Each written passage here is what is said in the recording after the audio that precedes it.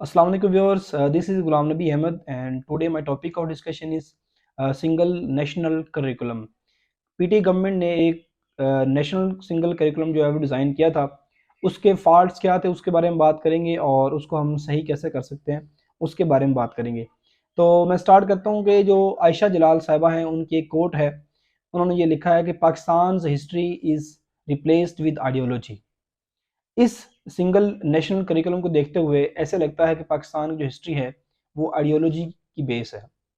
PT government ने क्या किया है कि इन्होंने कहा कि हम लोग एक नेशनल सिंगल करिकुलम जो है डिज़ाइन कर रहे हैं, जिसके हमारे कुछ कुछ गोल्स हैं।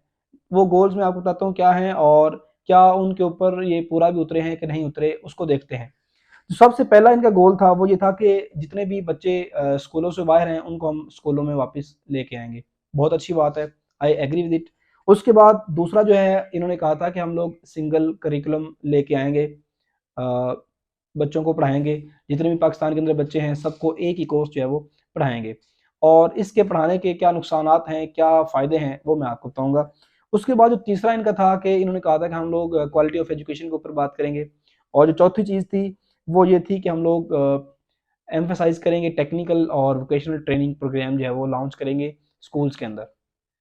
अब सबसे पहले जो बात यह है कि ये वो पॉलिसी है जिससे सारे का सारा नॉलेज जो है वो फैब्रिकेट हो जाएगा। पाकिस्तान के पास जो भी नॉलेज है, जो बच्चे स्कूलों में पढ़ते हैं, वो सारे का सारा फैब्रिकेट हो जाएगा। तो सबसे जो पहला काम इन्होंने किया है, उन 4 गोल्स के अलावा एक जो चीज़ उन्होंने की है, वो जितनी भी नई किताबें थी वो बच्चों के ऊपर मुसल्लत कर दी है। एक छोटी क्लास का बच्चा, उसके पास 8 तरह की बुक्स होती हैं पढ़ने के लिए। वो बच्चा पढ़ नहीं पाता, उसके ऊपर बर्डन होता है और ना ही उस तरह के टीचर स्टाफ है जो स्कूलों के अंदर उनको पढ़ा सके। उसके बाद बकौल शफकत महमूद और जो मरियम चौथाई साहबा है जो कोर्स डिज़ाइन करने वाले थे, उन्होंने क्या किया है, उन्होंने ये कहा कि जो सिंगल करिकुलम होगा वो जितने भी बच्चे आएंगे वो सब की जो विजडम है, जो विजन है या उनकी जो इकोनॉमिक कंडीशन है वो सेट कर देगा। मतलब सबको वो बराबर जो है वो मिलेगा।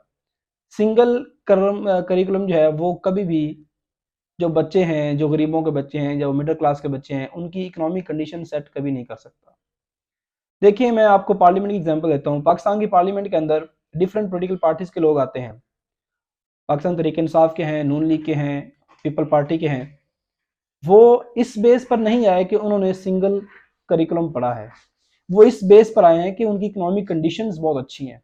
वो अपनी इकोनॉमिक कंडीशंस को देखते हुए उस पार्लियामेंट में पहुंचे हैं, ना कि वो एक सिंगल करिकुलम या यकसा निज़ाम तालीम को पढ़ते हुए आए हैं। इस तरह कार्ल मार्क्स ने एक नज़रिया दिया था। उन्होंने कहा था कि जो क्लासेस की डिवीजन है माशरे के अंदर, वो on the base of economic condition होती है, ना कि ऑन द बेस ऑफ यकसा निज़ाम तालीम।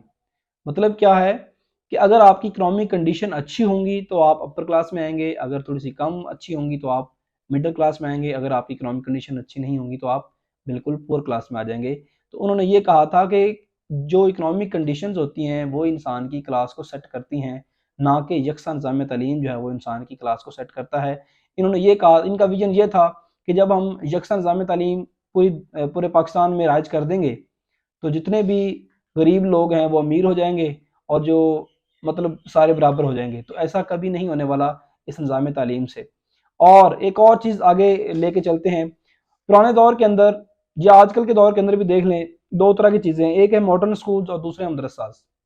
मॉडर्न स्कूल का काम होता है जदीद तालीम से बच्चों को रास्ता करना, साइंस टेक्नोलॉजी के बारे में बताना, जदीद नए इल्म बताना बच्चों को। मदरसे का काम होता है कि दीनी तालीम देना। लेकिन आजकल इन्होंने क्या किया है, इन्होंने ये किया है कि जो भी मॉडर्न स्कूल्स हैं उनके अंदर भी मदरसे वाला सिस्टम जो है वो बना दिया है। वो आप देखेंगे 3 क्लास के बच्चे का आप इंग्लिश मीडियम के अंदर इस्लामियत का वो सिलेबस देख लें, आपको लग पता जाएगा कि वो बच्चा है या मशीन है, वो इतना सिलेबस कैसे कवर करेगा। कोई 8-10 पारे हैं याद करने के लिए, फिर उसकी लर्निंग है, फिर उसको याद ज़बानी याद करना है और इसकी इतनी मोटी किताब है इस्लामियात की, आप देखें तो आप हैरान हो जाएंगे। उसके बाद एक और चीज़ है जो कि मदरसे के बच्चों को ये फैसिलिटेट क्यों नहीं करते, उनको बजाय को उनको ये नॉलेज दें, बजाय को उनको मॉडर्न लैंग्वेज सिखाएं। ये क्या इन्होंने क्या किया है कि जो मॉडर्न स्कूल्स हैं उन्हीं के अंदर भी मदरसों वाला सिस्टम जो है वो फैला दिया है। जो मदरसे के स्कूल के बच्चे हैं, मदरसे के बच्चे हैं, उनको भी उतना ही फैसिलिटेट किया जाए जितना मॉडर्न स्कूल को करते हैं, तो फिर किसी हद तक सिस्टम जो है वो डेवलप हो सकता है, अदरवाइज ये डेवलप होने वाला नहीं है। उसके बाद देखिए, दो तरह की चीज़ें हैं। जो मॉडर्न स्कूल के बच्चे होते हैं उनकी ग्रूमिंग अलग तरह से होती है, और जो मदरसा के बच्चे होते हैं उनकी ग्रूमिंग जो है वो अलग तरह की होती है। दोनों की डिफरेंट ग्रूमिंग होती है। अब ये क्या कह रहे हैं कि जनाब हम यकसा निज़ाम तालीम कर देंगे और दोनों की ग्रूमिंग बराबर हो जाएगी। कभी भी ग्रूमिंग यकसा निज़ाम तालीम से नहीं होगी, ग्रूमिंग उनकी इकोनॉमिक कंडीशन से होगी। एक जो मदरसे के बच्चे जो पढ़ते हैं मदरसे में, उनके पेरेंट्स उनको मदरसे में क्यों एडमिशन दिलवाते हैं? क्योंकि उनके पास बेचारों के पास पैसे नहीं होते, जिसकी वजह से वो उधर एडमिशन लेते हैं और थोड़ा बहुत उनको नॉलेज होता है। अगर वो अच्छे ज़हीन लोग होते हैं या अच्छे बच्चे होते हैं, जो पढ़ने वाले बच्चे होते हैं, वो वहाँ से निकल कर मॉडर्न स्कूल के बच्चों को क्रॉस कर सकते हैं। देखें, एक और भी चीज़ है, अगर आपके पास लैक ऑफ रिसोर्सेज होते हैं, तो अगर आप उन रिसोर्स के अंदर रहते हुए अपने आप को एक अच्छा मॉडर्न अपने आप को डेवलप करते हैं, इसका मतलब ये है कि हमारे सिस्टम में फ़ॉल्ट है, बच्चों में फ़ॉल्ट नहीं है। ठीक है, आप बच्चों को बेहतर कर सकते हैं, मॉडर्न स्कूल के अंदर भी कर सकते हैं और मदरसा में कर सकते हैं, लेकिन मेन चीज़ है फैसिलिटी की जो है वो लैक होती है, बाकी और कुछ नहीं होता। उसके बाद एक और चीज़ है, स्टाफ का एजुकेट होना भी बहुत ज़रूरी होता है। बहुत सारे ऐसे मदरसाज हैं या बहुत सारे ऐसे स्कूल्स हैं जिनके अंदर स्टाफ जो इतना एजुकेटेड नहीं होता, कम एजुकेटेड लोग होते हैं, जिससे बच्चों के ऊपर भी इफेक्ट होता है। बात यह है कि मॉडर्न स्कूल्स और मदरसाज दोनों को प्रॉपरली जो उनको स्टाफ प्रोवाइड किया जाए, ताकि जो बच्चे निकलने वाले, जो पढ़ने वाले बच्चे हैं, उनको मजीद जो है वो तंगी ना हो और वो जो है वो अच्छा जो है वो नॉलेज हासिल कर सकें और टीचर दे सकें। उसके बाद एक और स्टैट की रिपोर्ट ये है कि 22.8 मिलियन बच्चे जो हैं वो आउट ऑफ स्कूल हैं, और इतने ही बच्चे स्कूलों में एडमिशन लेते हैं। कल भी मैंने ये बात की थी कि 24 से 26 मिलियन तक बच्चे जो हैं वो प्राइमरी स्कूल में एडमिशन लेते हैं, और 1.8 मिलियन बच्चे जो हैं वो मैट्रिक पास करते हैं। अब बाकी जो दरमियान में जो बच्चे हैं वो कहाँ चले जाते हैं? वो बेचारे लेबर में चले जाते हैं, और इतने ही 22.8 मिलियन बच्चे आउट ऑफ द स्कूल हैं। ये काम था इनका कि जो बच्चे आउट ऑफ द स्कूल हैं उनको वापस स्कूलों में लेके आना, लेकिन अभी तक इसके ऊपर काम नहीं हुआ और ना इसकी फंडिंग हुई है। अगर फंडिंग हुई भी है तो इनको पता है इन्होंने कहाँ लगा दी है, सब जानते हैं गवर्नमेंट के लोग कहाँ लगाते हैं। उसके बाद जो दूसरा इन्होंने ब्लंडर किया है यकसा निज़ाम तालीम के अंदर, वो है कॉन्स्टिट्यूशनल वायलेंस। वो क्या है? अब आपने नाम सुना होगा 18th अमेंडमेंट। 18th अमेंडमेंट में ये होता है कि जितने भी सूबे हैं वो ऑटोनॉमस बॉडी होते हैं, वो मतलब उनके अपने अख्तियारात होते हैं, उनको यूज़ कर सकते हैं और वो अपनी एक्टिविटीज़ करते हैं। अब 18th अमेंडमेंट के मुताबिक हर सूबा खुद मुख्तार है। अब इन्होंने क्या किया है कि जो निज़ाम तालीम है पूरे मुल्क के अंदर एक ही राइज करना चाहते हैं, लेकिन ऐसा उन्होंने सिंध गवर्नमेंट ने इसको अपोज किया है, और उन्होंने कहा कि हम जानते हैं 18th अमेंडमेंट को, कि हम लोग कैसे अपने निज़ाम तालीम को बेहतर बना सकते हैं और कैसे उसको सेट कर सकते हैं। उन्होंने अपोज किया है। उसके बाद जो दूसरी चीज़ है कॉन्स्टिट्यूशनल वायलेंस, वो ये है, आर्टिकल 22 जो है वो डील करता है माइनॉरिटीज़ के साथ।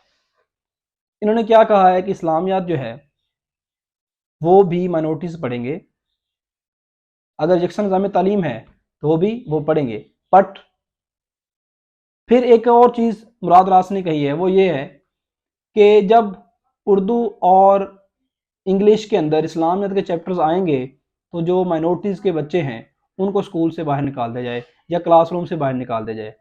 तो ये इनका मतलब निज़ाम है कि इस तरह चलाना है सिस्टम को, ऐसे सिस्टम नहीं चलेगा। और भी बहुत सारे फॉल्ट्स हैं। 2,60,000 स्कूल हैं गवर्नमेंट और प्राइवेट पाकिस्तान के अंदर जो कि काम कर रहे हैं। इन्होंने कहा कि हर स्कूल के अंदर 2 इस्लामिक टीचर लेके आएंगे।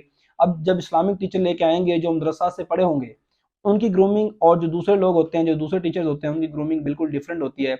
जब वही नॉलेज वो जो कहते हैं सेक्ट्स वाला सिस्टम होगा, तो बच्चों के अंदर भी वो चीज़ें डेवलप होंगी। इस तरह जो निज़ाम तालीम है हमारा वो ख़राब होगा, फैब्रिकेट होगा बजाय के बेहतर होगा। तो इसके ऊपर इनको अच्छी बात है, पॉलिसीज़ उनकी अच्छी हैं, लेकिन इनके ऊपर अमल दरामद अभी तक नहीं हुआ है। बात होती है पॉलिसी बनाने के बाद उसके ऊपर अमल भी किया जाए। तो मिलते हैं एक नई वीडियो के साथ। अल्लाह हाफिज़। अस्सलाम वालेकुम viewers, this is Ghulam Nabi Ahmad and today my topic of discussion is single national curriculum. PT government ने एक नेशनल सिंगल करिकुलम जो है वो डिज़ाइन किया था। उसके फॉल्ट्स क्या थे उसके बारे में बात करेंगे, और उसको हम सही कैसे कर सकते हैं उसके बारे में बात करेंगे। तो मैं स्टार्ट करता हूँ कि जो आयशा जलाल साहिबा हैं उनकी एक कोट है, उन्होंने ये लिखा है कि Pakistan history is replaced with ideology. इस सिंगल नेशनल करिकुलम को देखते हुए ऐसे लगता है कि पाकिस्तान की जो हिस्ट्री है वो आइडियोलॉजी की बेस है। पीटी गवर्नमेंट ने क्या किया है कि इन्होंने कहा कि हम लोग एक नेशनल सिंगल करिकुलम जो है डिज़ाइन कर रहे हैं, जिसके हमारे कुछ कुछ गोल्स हैं। वो गोल्स मैं आपको बताता हूँ क्या हैं और क्या उनके ऊपर ये पूरा भी उतरे हैं कि नहीं उतरे, उसको देखते हैं। तो सबसे पहला इनका गोल था वो ये था कि जितने भी बच्चे स्कूलों से बाहर हैं उनको हम स्कूलों में वापस लेके आएंगे। बहुत अच्छी बात है, आई एग्री विद इट। उसके बाद दूसरा जो है इन्होंने कहा था कि हम लोग सिंगल करिकुलम लेके आएंगे, बच्चों को पढ़ाएंगे, जितने भी पाकिस्तान के अंदर बच्चे हैं सबको एक ही कोर्स जो है वो पढ़ाएंगे। और इसके पढ़ाने के क्या नुकसानात हैं, क्या फ़ायदे हैं, वो मैं आपको बताऊंगा। उसके बाद जो तीसरा इनका था कि इन्होंने कहा था कि हम लोग क्वालिटी ऑफ एजुकेशन के ऊपर बात करेंगे। और जो चौथी चीज़ थी वो ये थी कि हम लोग एम्फेसाइज करेंगे टेक्निकल और वोकेशनल ट्रेनिंग प्रोग्राम जो है वो लॉन्च करेंगे स्कूल्स के अंदर। अब सबसे पहले जो बात यह है कि ये वो पॉलिसी है जिससे सारे का सारा नॉलेज जो है वो फैब्रिकेट हो जाएगा। पाकिस्तान के पास जो भी नॉलेज है, जो बच्चे स्कूलों में पढ़ते हैं, वो सारे का सारा फैब्रिकेट हो जाएगा। तो सबसे जो पहला काम इन्होंने किया है, उन 4 गोल्स के अलावा एक जो चीज़ उन्होंने की है, वो जितनी भी नई किताबें थी वो बच्चों के ऊपर मुसल्लत कर दी है। एक छोटी क्लास का बच्चा, उसके पास 8 तरह की बुक्स होती हैं पढ़ने के लिए, वो बच्चा पढ़ नहीं पाता, उसके ऊपर बर्डन होता है, और ना ही उस तरह के टीचर स्टाफ है जो स्कूलों के अंदर उनको पढ़ा सके। उसके बाद बकौल शफकत महमूद और जो मरियम चौथाई साहबा है, जो कोर्स डिज़ाइन करने वाले थे, उन्होंने क्या किया है, उन्होंने ये कहा कि जो सिंगल करिकुलम होगा वो जितने भी बच्चे आएंगे वो सब की जो विजडम है, जो विजन है, या उनकी जो इकोनॉमिक कंडीशन है वो सेट कर देगा। मतलब सबको वो बराबर जो है वो मिलेगा। सिंगल करिकुलम जो है वो कभी भी जो बच्चे हैं, जो गरीबों के बच्चे हैं, जो मिडिल क्लास के बच्चे हैं, उनकी इकोनॉमिक कंडीशन सेट कभी नहीं कर सकता। देखिए मैं आपको पार्लियामेंट की एग्जांपल देता हूँ। पाकिस्तान की पार्लियामेंट के अंदर डिफरेंट पॉलिटिकल पार्टीज के लोग आते हैं। पाकिस्तान तहरीक इंसाफ के हैं, नून लीग के हैं, पीपल पार्टी के हैं। वो इस बेस पर नहीं आए कि उन्होंने सिंगल करिकुलम पढ़ा है, वो इस बेस पर आए हैं कि उनकी इकोनॉमिक कंडीशंस बहुत अच्छी हैं।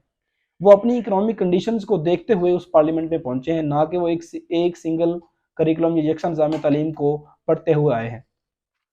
इस तरह कार्ल मार्क्स ने एक नज़रिया दिया था। उन्होंने कहा था कि जो क्लासेस की डिवीजन है माशरे के अंदर, वो on the base of economic condition होती है, ना कि ऑन द बेस ऑफ यकसा निज़ाम तालीम। मतलब क्या है कि अगर आपकी इकोनॉमिक कंडीशन अच्छी होंगी तो आप अपर क्लास में आएंगे, अगर थोड़ी सी कम अच्छी होंगी तो आप मिडिल क्लास में आएंगे, अगर आपकी इकोनॉमिक कंडीशन अच्छी नहीं होंगी तो आप बिल्कुल पुअर क्लास में आ जाएंगे। तो उन्होंने ये कहा था कि जो इकोनॉमिक कंडीशंस होती हैं वो इंसान की क्लास को सेट करती हैं, ना कि यकसा निज़ाम तालीम जो है वो इंसान की क्लास को सेट करता है। इन्होंने ये कहा, इनका विजन ये था कि जब हम यकसा निज़ाम तालीम पूरे पाकिस्तान में राइज कर देंगे तो जितने भी गरीब लोग हैं वो अमीर हो जाएंगे और जो मतलब सारे बराबर हो जाएंगे। तो ऐसा कभी नहीं होने वाला इस निज़ाम तालीम से। और एक और चीज़ आगे लेके चलते हैं। पुराने दौर के अंदर या आजकल के दौर के अंदर भी देख लें, 2 तरह की चीज़ें हैं, एक है मॉडर्न स्कूल्स और दूसरे मदरसास। मॉडर्न स्कूल का काम होता है जदीद तालीम से बच्चों को रास्ता करना, साइंस टेक्नोलॉजी के बारे में बताना, जदीद नए उलूम बताना बच्चों को। मदरसे का काम होता है कि दीनी तालीम देना। लेकिन आजकल इन्होंने क्या किया है, इन्होंने ये किया है कि जो भी मॉडर्न स्कूल्स हैं उनके अंदर भी मदरसे वाला सिस्टम जो है वो बना दिया है। वो आप देखेंगे 3 क्लास के बच्चे का आप इंग्लिश मीडियम के अंदर इस्लामियत का वो सिलेबस देख लें, आपको लग पता जाएगा कि वो बच्चा है या मशीन है, वो इतना सिलेबस कैसे कवर करेगा। कोई 8-10 पारे हैं याद करने के लिए, फिर उसकी लर्निंग है, फिर उसको ज़बानी याद करना है, और इसकी इतनी मोटी किताब है इस्लामियात की, आप देखें तो आप हैरान हो जाएंगे। उसके बाद एक और चीज़ है जो कि मदरसे के बच्चों को ये फैसिलिटेट क्यों नहीं करते, उनको बजाय को उनको ये नॉलेज दें, बजाय कि उनको मॉडर्न लैंग्वेज सिखाएं। ये क्या इन्होंने क्या किया है कि जो मॉडर्न स्कूल्स हैं उन्हीं के अंदर भी मदरसों वाला सिस्टम जो है वो फैला दिया है। जो मदरसे के स्कूल के बच्चे हैं, मदरसे के बच्चे हैं, उनको भी उतना ही फैसिलिटेट किया जाए जितना मॉडर्न स्कूल को करते हैं, तो फिर किसी हद तक सिस्टम जो है वो डेवलप हो सकता है। अदरवाइज ये डेवलप होने वाला नहीं है। उसके बाद देखिए 2 तरह की चीज़ें हैं। जो मॉडर्न स्कूल के बच्चे होते हैं उनकी ग्रूमिंग अलग तरह से होती है, और जो मदरसा के बच्चे होते हैं उनकी ग्रूमिंग जो है वो अलग तरह की होती है। दोनों की डिफरेंट ग्रूमिंग होती है। अब ये क्या कह रहे हैं कि जनाब हम यकसा निज़ाम तालीम कर देंगे और दोनों की ग्रूमिंग बराबर हो जाएगी। कभी भी ग्रूमिंग यकसा निज़ाम तालीम से नहीं होगी, ग्रूमिंग उनकी इकनॉमिक कंडीशन से होगी। एक जो मदरसे के बच्चे जो पढ़ते हैं मदरसे में, उनके पेरेंट्स उनको मदरसे में क्यों एडमिशन दिलवाते हैं? क्योंकि उनके पास बेचारों के पास पैसे नहीं होते, जिसकी वजह से वो उधर एडमिशन लेते हैं और थोड़ा बहुत उनको नॉलेज होता है। अगर वो अच्छे ज़हीन लोग होते हैं या अच्छे बच्चे होते हैं, जो पढ़ने वाले बच्चे होते हैं, वो वहाँ से निकल कर मॉडर्न स्कूल के बच्चों को क्रॉस कर सकते हैं। देखें, एक और भी चीज़ है, अगर आपके पास लैक ऑफ रिसोर्सेज होते हैं, तो अगर आप उन रिसोर्स के अंदर रहते हुए अपने आप को एक अच्छा मॉडर्न अपने आप को डेवलप करते हैं, इसका मतलब ये है कि हमारे सिस्टम में फ़ॉल्ट है, बच्चों में फ़ॉल्ट नहीं है। ठीक है, आप बच्चों को बेहतर कर सकते हैं, मॉडर्न स्कूल के अंदर भी कर सकते हैं और मदरसा में कर सकते हैं, लेकिन मेन चीज़ है फैसिलिटी की जो है वो लैक होती है, बाकी और कुछ नहीं होता। उसके बाद एक और चीज़ है, स्टाफ का एजुकेट होना भी बहुत ज़रूरी होता है। बहुत सारे ऐसे मदरसाज हैं या बहुत सारे ऐसे स्कूल्स हैं जिनके अंदर स्टाफ जो इतना एजुकेटेड नहीं होता, कम एजुकेटेड लोग होते हैं, जिससे बच्चों के ऊपर भी इफेक्ट होता है। बात यह है कि मॉडर्न स्कूल्स और मदरसाज दोनों को प्रॉपरली जो उनको स्टाफ प्रोवाइड किया जाए, ताकि जो बच्चे निकलने वाले जो पढ़ने वाले बच्चे हैं उनको मजीद जो है वो तंगी ना हो और वो जो है वो अच्छा जो है वो नॉलेज हासिल कर सकें और टीचर दे सकें। उसके बाद एक और स्टैट की रिपोर्ट ये है कि 22.8 मिलियन बच्चे जो हैं वो आउट ऑफ स्कूल हैं और इतने ही बच्चे स्कूलों में एडमिशन लेते हैं। कल भी मैंने ये बात की थी कि 24 से 26 मिलियन तक बच्चे जो हैं वो प्राइमरी स्कूल में एडमिशन लेते हैं और 1.8 मिलियन बच्चे जो हैं वो मैट्रिक पास करते हैं। अब बाकी जो दरमियान में जो बच्चे हैं वो कहाँ चले जाते हैं? वो बेचारे लेबर में चले जाते हैं और इतने ही 22.8 मिलियन बच्चे आउट ऑफ द स्कूल हैं।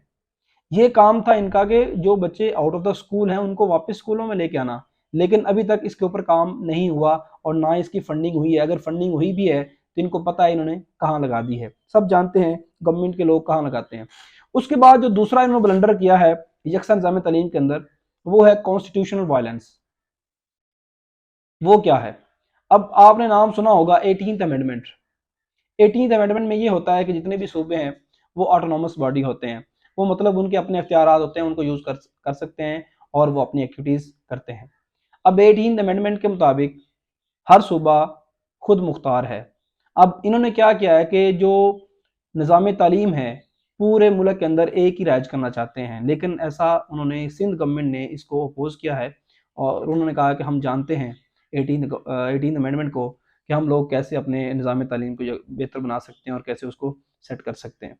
उन्होंने अपोज किया है। उसके बाद जो दूसरी चीज़ है कॉन्स्टिट्यूशनल वायलेंस, वो ये है आर्टिकल 22 जो है वो डील करता है माइनॉरिटीज़ के साथ। इन्होंने क्या कहा है कि इस्लामियात जो है वो भी माइनॉरिटीज़ पढ़ेंगे, अगर यकसा निज़ाम तालीम है तो वो पढ़ेंगे। बट फिर एक और चीज़ मुराद रास ने कही है, वो ये है कि जब उर्दू और इंग्लिश के अंदर इस्लामियत के चैप्टर्स आएंगे तो जो माइनॉरिटीज़ के बच्चे हैं उनको स्कूल से बाहर निकाल दिया जाए या क्लासरूम से बाहर निकाल दिया जाए।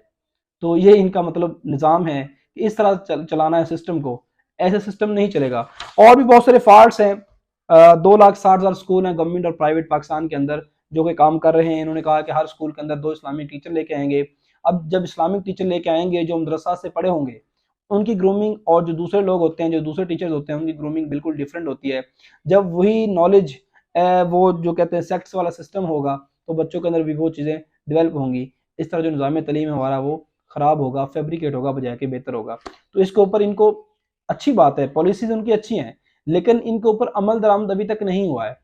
बात होती है पॉलिसी बनाने के बाद उसके ऊपर अमल भी किया जाए। तो मिलते हैं एक नई वीडियो के साथ। अल्लाह हाफिज़।